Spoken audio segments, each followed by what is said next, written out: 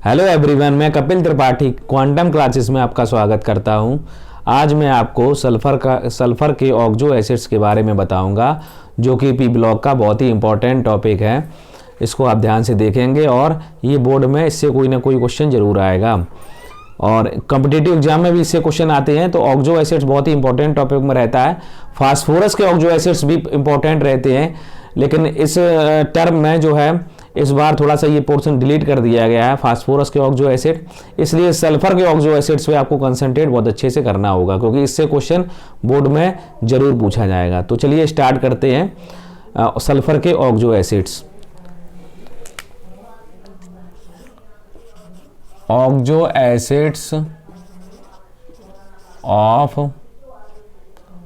Acids of sulphur.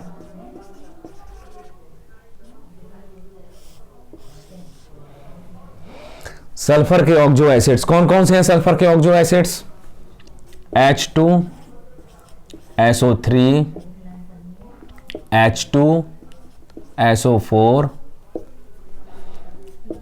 H2H2O7 और H2H2O8।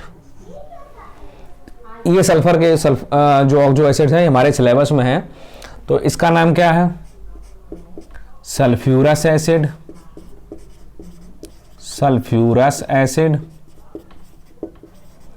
इसका नाम क्या है? बहुत ही पॉपुलर है ये, सल्फ्यूरिक एसिड।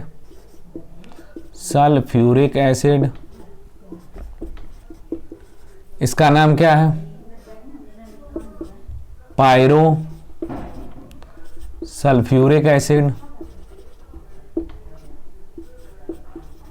Sulphuric acid. इसका नाम है पर ऑक्सो सल्फ्यूरिक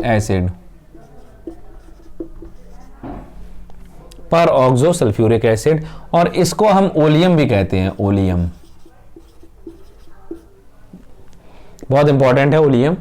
तो इससे ये चार ऑक्सो एसिड्स आपको इनके स्ट्रक्चर समझने होंगे। कितने इसमें SOH बॉन्ड होते हैं, कितने H डबल बॉन्ड O होते हैं, ये डाई बेसिक है, मोनो बेसिक है, ये सब चीज़ें इसकी बहुत इंपॉर्टेंट रहती हैं। ठीक है, तो पहला स्ट्रक्चर जो हमारा है H2SO3।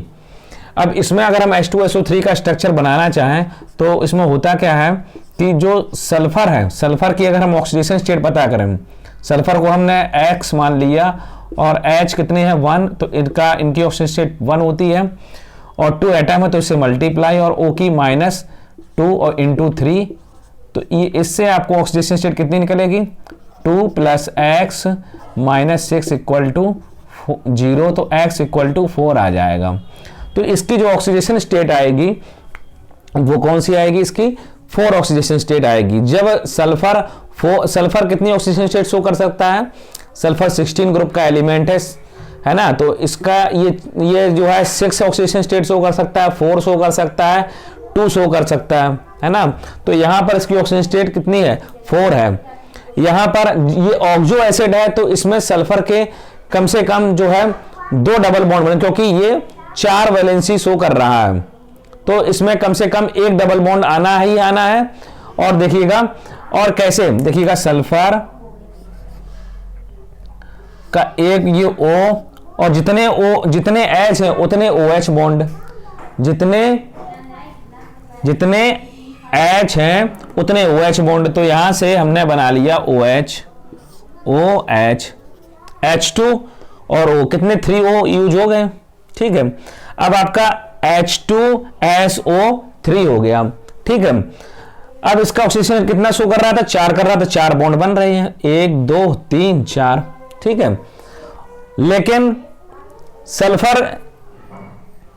सल्फर के जो है हम अगर देखें इलेक्ट्रॉन्स कितने होते हैं सल्फर पर इलेक्ट्रॉन्स अगर हम देखें, वैलेंस इलेक्ट्रॉन कितने होते हैं? 6 होते हैं, है ना। तो 6 में इसके कितने यूज हो रहे हैं? 1 2 3, है ना, और 4 यूज हो रहे हैं। इसके वैलेंस इलेक्ट्रॉन 4 यूज हो रहे हैं। ठीक है, तो अब इसमें होगा क्या कि इसमें जो है 4 जो है बॉन्ड पेयर कितने हो रहे हैं आपके? 3 बॉन्ड पेयर हो रहे हैं और जो है और एक बचेगा इसमें लोन पेयर। कैसे देखिए, H2SO3 OH बॉन्ड एक बना, 2 इलेक्ट्रॉन इसमें खर्च हुए, 2 इलेक्ट्रॉन इसमें खर्च हुए, है ना, और 2 इलेक्ट्रॉन इसमें खर्च हुए एक ऑक्सीजन से बॉन्ड बनाने में। तो अब क्या होगा कि एक कितने 6 इलेक्ट्रॉन्स थे वैलेंस, तो 6 इलेक्ट्रॉन्स में 4 तो यूज हो गए, 1 2 3 4 तो यूज हो गए, है ना, कितने 1 2 3 4 तो यूज हो गए, और कितने बचे 6 इलेक्ट्रॉन्स थे ना, अब कितने बचे टोटल 2 इलेक्ट्रॉन बचे, तो 2 हो जाएंगे हमारे लोन पेयर में। ठीक है, अब आप यहां से देख सकते हैं सल्फर के जो है H2SO3 बना जाके, ये कैसा है डाइबेसिक है, और इसमें इसका अगर हाइब्रिडाइजेशन निकाला जाए तो कितने पेयर्स यूज हो रहे हैं। ठीक है, तो यहां पर अगर हम देखें कितने पेयर्स यूज हो रहे हैं सल्फर के, तो 2 2 4 2 6 और 2 8 यूज हुए पेयर कितने 8 यूज हुए। 8 में कौन सी शेप आएगी, कौन सा हाइब्रिडाइजेशन होगा जब 8 पेयर आते हैं, 8 पेयर्स आते हैं इलेक्ट्रॉन्स के, तो कौन सा हाइब्रिडाइजेशन होता है, हाइब्रिडाइजेशन होता है आपका कौन सा sp3 हाइब्रिडाइज होता है, sp2 नहीं होता है।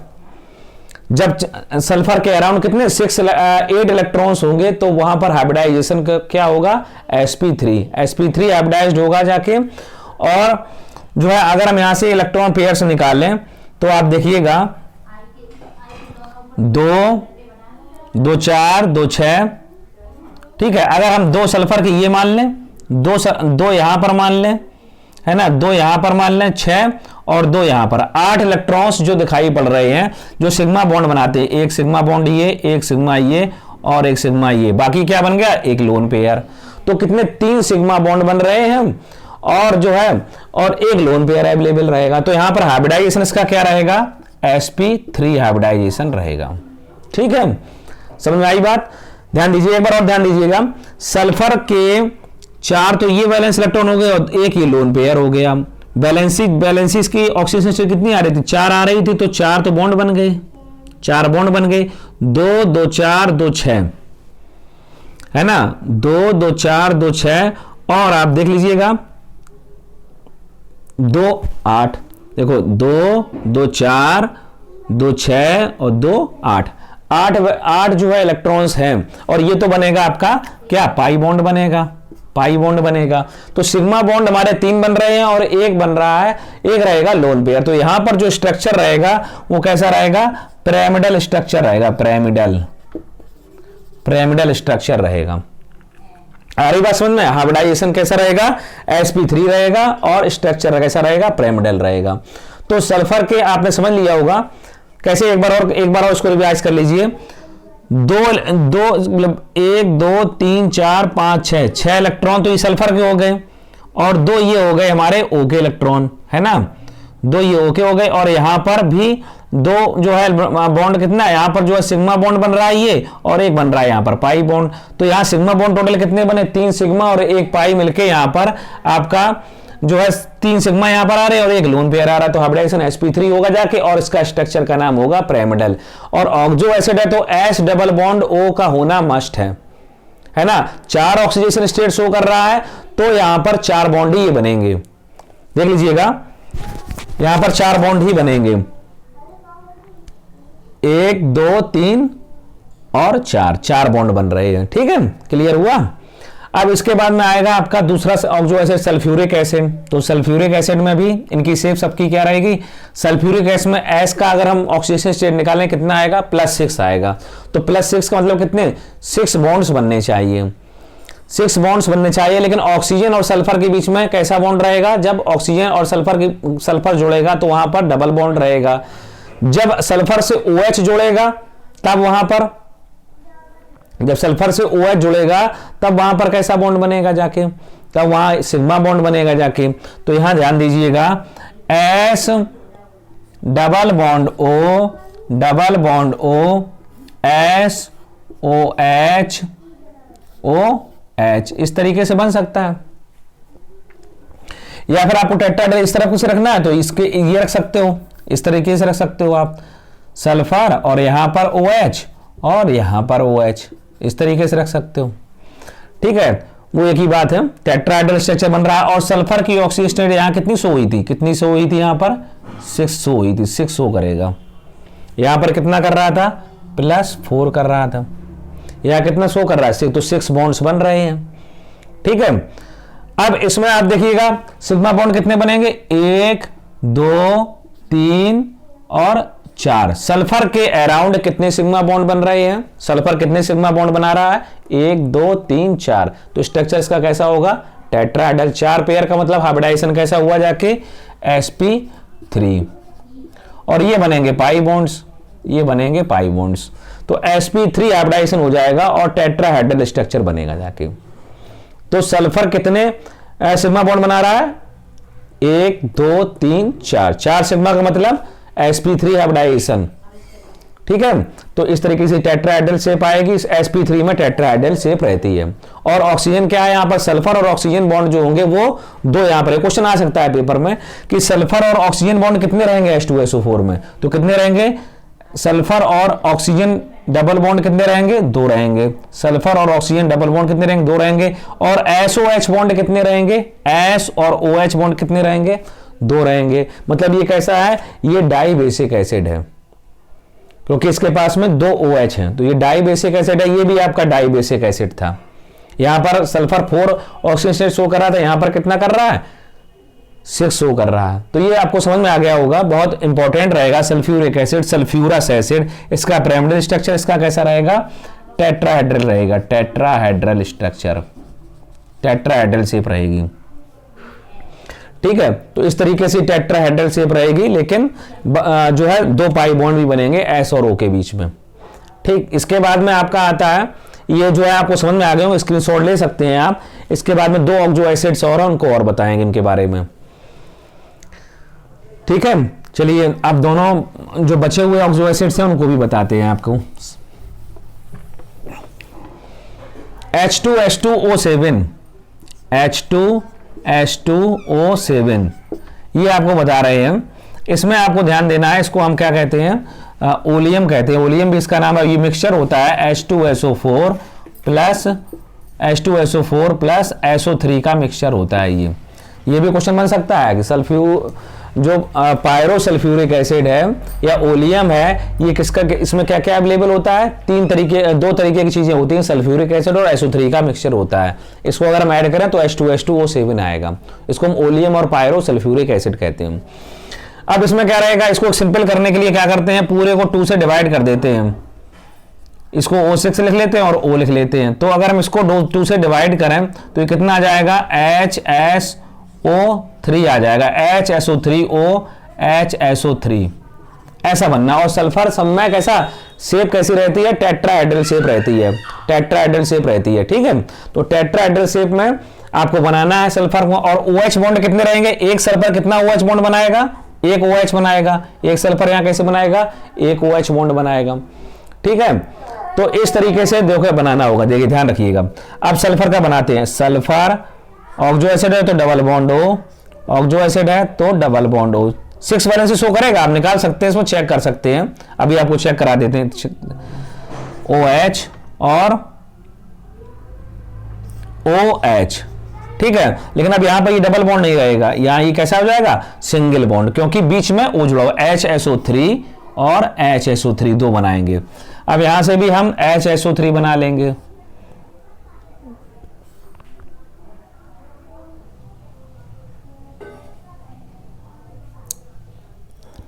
कितने, HSO3। तो यहां पर क्या रहेगा शेप, एक डबल बॉन्ड रहेगा और एक, देखो HSO3 है तो SO3 है ना, तो H डबल बॉन्ड O कितने रहेंगे, H डबल बॉन्ड O कितने रहेंगे, 2 रहेंगे। तो इसको हम किए ले रहे हैं यहां पर डबल बॉन्ड O और यहां इसको किए ले रहे हैं OH। तो ये HSO3 हो गया। अब यहां पर भी ऐसे ही HSO3 बना लेते हैं, इसको डबल बॉन्ड O से और यहां पर OH। ठीक है, और यहां पर हम क्या कर लेंगे, एक O लगा देंगे। देखो ध्यान रखो, HSO3 इतना पोर्शन, ये जो पोर्शन है, ये पोर्शन कितना है HSO3 और ये पोर्शन कितना है HSO3। तो इतना HSO3 है और इसके बाद बीच में O जुड़ा हुआ है। तो इस तरीके से इसमें कितने SOH बॉन्ड रहते हैं, SOH बॉन्ड 2 रहते हैं, और SOS बॉन्ड 1 रहेगा, और H डबल बॉन्ड O कितने रहेंगे, 4 रहेंगे। H डबल बॉन्ड O कितने रहेंगे, 4 रहेंगे। H double bond O, H double bond O, H double bond O, H double bond O, 4 H double bond O रहेंगे और 2 SOH बॉन्ड रहेंगे। तो ये आपका ओलियम का स्ट्रक्चर बन जाएगा। इस तरीके से आप इसको याद रख सकते हैं, ओलियम या फिर और पायरोसल्फ्यूरिक एसिड, इसके नेम है, याद रखने हैं आपको, ठीक है। तो HSO3 का एक साइड बना लो, दूसरी तरफ एक HSO3 बना लो, बीच में O रख दो, बीच में O ज्वाइंट करा दो, और ऑक्सो एसिड है तो H डबल बॉन्ड हो रहे हैं, और सभी सल्फर जो है कितना, सल्फर की मैक्सिमम ऑक्सीडेशन स्टेट कितनी हो सकती है, 6 हो सकती है। तो ये 6 हो कर रहा है, देखिएगा 1 2 3 4 5 6, 6 बॉन्ड्स बना रहा है। एस देखिएगा 1 2 3 4 5 6, सल्फर कितने ऑक्सीजन स्टेट शो कर रहा है, यहाँ पर 6 को शो कर रहा है, और 6 बॉन्ड बना रहा है, जिसमें 2 डबल बॉन्ड रहेंगे एक सल्फर से, और दूसरे सल्फर से भी 2 डबल बॉन्ड रहेंगे। तो इस तरीके से ओलियम और पायरोसल्फ्यूरिक एसिड का स्ट्रक्चर बनता है। ये बहुत ही इंपॉर्टेंट है, ध्यान रखिएगा। ओलियम कॉन्टैक्ट प्रोसेस में यूज हुआ था, आपको याद होगा, ठीक है। अब आप H2SO8 बनाना, तो उसमें क्या हो जाएगा, पर ऑक्सो OO लिंकेज रहेगी। भाई एक और बढ़ा देना हमको है, H2SO8 का अगर हम देखें, H2SO8 डिफरेंस कितना आ रहा है, यहां जो है ओलियम हमारा कितना था, H2H2O7 था, ठीक है। इसको हमने लिख लिया था H2H2O6 और O से डिवाइड किया तो ये हमें मिल गया था, ये HSO3O और HSO3, इन दोनों को मिलाओ और O को मिलाओ तो H2H2O7 बन रहा है, ठीक है। और ये मिक्सचर होता है सल्फ्यूरिक एसिड और सल्फर ट्राइऑक्साइड का। इसी तरीके से ओलियम के बाद में जो पर ऑक्सो सल्फ्यूरिक एसिड है, तो इसमें OO पर ऑक्सो लगा हुआ है, तो पर ऑक्सो मतलब पेरोक्साइड लिंकेज रहेगी, OO लिंकेज रहेगी। बस इतना ही डिफरेंस। अगर ये आपको स्ट्रक्चर याद हो गया तो उसको बनाने में कोई दिक्कत नहीं आएगी। देखिएगा सल्फर की ऑक्सीडेशन स्टेट यहां पर भी कैसे रहेगी, 6 रहेगी, double bond O, OH O और O, S double bond O, double bond O और OH, ये बन जाएगा। अब देखिए ये जो OO है ये कैसा रहेगा, परऑक्साइड लिंकेज है, ये इसी के लिए इसको परऑक्सो डाइसल्फ्यूरिक एसिड कहते हैं। HSO4 एक साइड बना लो, HSO3 और बीच में O2, और ये जो O2 शो करेगा, अगर हम यहां पर हम एक सल्फर जो है एटम की अगर हम ऑक्सीडेशन स्टेट निकालना चाहें तो 6 ही आएगी, इसमें भी कैसे आएगी देखिएगा। इसको हम देखो कैसे कर सकते हैं, H2O6 और ये जो बीच में रही थी इसको लिख सकते हैं O2O6, ठीक है। ये जो बीच में है जो O2, ये कितनी ऑक्सीजन स्टेट शो करेगा, -2 करेगा, और ये -2 करेगा, तो यहां पर आ जाएगा -1 शो करेगा और यहां -2। तो अब देख लीजिए, निकाल लीजिए सल्फर का, 1 × 2 प्लस सल्फर का जो है हम निकाल रहे हैं तो उसको x मानेंगे, 2 से मल्टीप्लाई, और O2 को, एक O का जो ऑक्सीडेशन स्टेट होगा वो क्या होगा, एक O का क्या होगा, ऑक्सीजन स्टेट -1 होगा। परऑक्साइड लिंकेज है ना, परऑक्साइड में O की वैलेंसी -1 होती है, तो -1 × 2 और 6 का क्या हो जाएगा, -2 × 6 = 0, कितना जाएगा, 2 + 2x -2 -12 = 0, 2 से 2 कैंसिल हुआ, 2x = 12, तो x = कितना आ जाएगा, +6। तो आप देख पा रहे हैं कि सल्फर की ऑक्सीडेशन स्टेट क्या रहेगी यहाँ पर, +6 6 बॉन्ड्स ये बनाएगा, है ना, 1 2 3 4 5 6, 1 2 3 4 5 6 बॉन्ड्स बनाएगा। इस तरीके से यहाँ पर +6 ऑक्सीजन स्टेट्स हो रही है, क्योंकि इसमें OO लिंकेज है, यहाँ पर -1 और -1 ये ऑक्सीजन शो करेगा, ऑक्सीजन स्टेट, और ये ऑक्सीजन जो है -2 शो करेंगे, -2 है ना। इस तरीके से इसका जो है हम जो है इंपॉर्टेंट केस है जो है परऑक्सो डाइसल्फ्यूरिक एसिड, इस तरीके से समझेंगे हम, ठीक है। तो ये इंपॉर्टेंट रहेगा, H2H2O2 O6 को हम H2SO8 कहेंगे, पर ऑक्सो डाइसल्फ्यूरिक एसिड। तो इस तरीके से आप इसको समझेंगे। आप इसके बॉन्ड्स इसमें ध्यान रखेंगे, इसमें SOOS बॉन्ड बनेगा, मतलब परऑक्साइड लिंकेज वाला बॉन्ड बनेगा। और सिर्फ एक आपको जो सल्फ्यूरस एसिड है H2SO3, उसमें जो है पिरामिडल स्ट्रक्चर बनेगा, एक लोन पेयर और सल्फर उसमें 4 ऑक्सीडेशन स्टेट शो करेगा, जबकि बाकी के जो 3 जो है ऑक्सो एसिड्स हैं उसमें वो 6 ऑक्सीडेशन स्टेट शो करेगा और 6 बॉन्ड बनाएगा। ठीक है, और बहुत इंपॉर्टेंट है। उम्मीद है आपको ये वीडियो बहुत अच्छा लगा होगा, समझ में आया होगा। शेयर करें, लाइक करें, कमेंट करें और जो है देखते रहें क्वांटम क्लासेस। Thank you.